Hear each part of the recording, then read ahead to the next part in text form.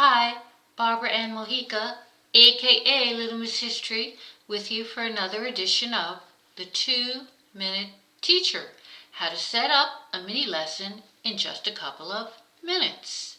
Today's lesson is using syllables to write two kinds of poems, a haiku and a cinquain. We're going to review what a syllable is and then learn how to use patterns in writing poetry. First of all, you're going to need one thing, the template that I have the link below in the show notes for about haiku and cinquain. Then your child will need pen or pencils and a piece of paper. First step is to make sure that the child understands that a syllable is a part of a word that has one vowel sound. It may have more than one vowel, but you hear only one sound in a syllable. Then ask the student to look at the template and read the two examples of poetry. A haiku is a poem that has a syllable pattern of 5 syllables first line, 7 second, and back to 5 again.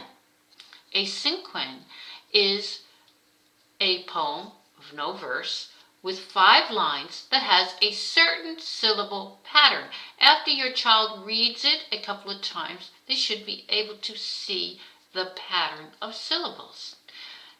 After the child has read them a few times, you're going to ask the student to put what he learned into practice. For the first example, take the subject wind and write a haiku. The pattern is 5 syllables, 7, and then 5 again.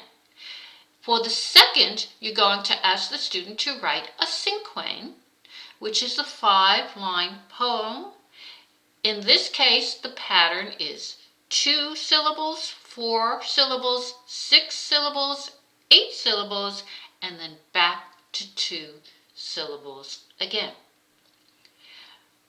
When your child has finished writing and carefully counts the syllables, then you can save this template to use for future exercises in writing poetry, or you can vary the number of syllables for the cinquain.